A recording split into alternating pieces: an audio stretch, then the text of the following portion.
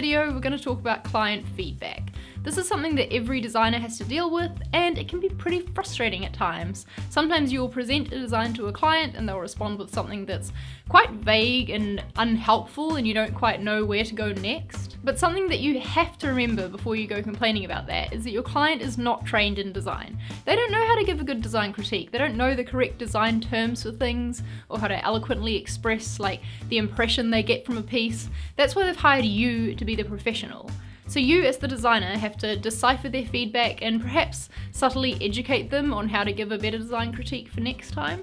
And I know that sounds really difficult, but that's where this video comes in. Right now I'm going to dissect 3 top pieces of vague client feedback and try and help you figure out what they really mean.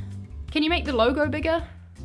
When a client says this, what they generally mean is they don't feel like their brand is coming across clear enough. And it's understandable, their brand is their pride and joy, and they want this lovely piece of design work that you've done to be instantly connected to it. If you look critically at your design and decide that you really can't make the logo bigger because it's going to throw it off balance or look overwhelming or perhaps distract from the main message, then now is your chance to explain to the client that their brand is more than just the logo. The brand comes across in the tone of voice and the colors and the style of photography used and many other design elements, not just the logo. All those things come together to make the piece look cohesive and on brand. So if you've done your job right and those things are all working well, then the client doesn't need to worry because their brand will be coming across no matter the size of the logo.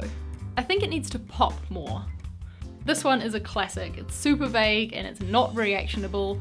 So what you need to do now is ask them some questions. Perhaps they're worried that the message doesn't come across strongly enough or that the design doesn't stand out enough when you compare it to their competitors. Evaluate all those things and make sure that your design does stand out and do its job for the intended space that it's going to live in. And then explain that to the client, walk them through that thought process, and that should ease their worries. Sometimes along with this comment, you can also find clients asking you to make too many things bold because they feel like all of their messaging is really important, so they want it all to stand out. So that is the time to explain to them a little bit about hierarchy and how if you try and make everything stand out and look, all bold and big, then nothing's going to stand out because there's not going to be any contrast and the reader isn't going to know which bit's important and which to look at first. This needs to be above the fold. This is a typical piece of feedback that you often get in web design, especially with marketing landing pages, I've found. The fold is a term that comes from newspaper days where the fold literally meant the fold in the half of a newspaper and everything above the fold was everything in the top section of the paper that you'd see when it was like sitting on the rack. In web design terms though, the fold is everything that first loads in your browser before you have to start scrolling down. Often the client worries that visitors don't scroll and so they have to get all of the important information in above the fold in the browser so that they see everything right there without having to do anything when the page loads. And that is very tough to do because there isn't one set browser window size. Everyone's laptop is a different size, then you've got to think about phones and iPads. The fold could be different for every user, and also it's really difficult to squish all of the information into the first 500 pixels of the page because it's going to look really overwhelming and confusing, and then the user isn't going to want to read it anyway. To deal with this one, first of all, you could explain that there is research to support that users do scroll once they reach a website, and I've left a link down below to an article if you need help supporting that argument. But a less confrontational way, perhaps, of dealing with it would be to show them your header space and explain how you've designed it in a way that it looks enticing and will encourage the user to read a little bit of information and then either scroll down to see more or click through to something important.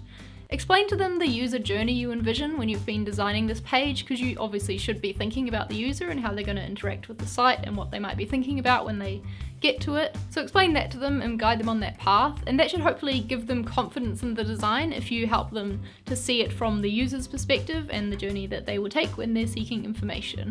There are many more pieces of vague client feedback that I could talk about, so if you want a part 2 of this video, then please let me know down below in the comments and give this one a thumbs up if you enjoyed it. And if you want to leave down there in the comments any examples of vague client feedback that you've received or heard about from others, then that would be cool too. Maybe I'll dissect that one next time. I really hope you found this video useful. Remember, as a designer, it is your job to educate your clients, so try not to roll your eyes and brush it off if they give you annoying feedback like this. I know it's hard, but if you just ask them some questions and explain your design decisions a bit and just work with them, hopefully it'll make for a better working relationship.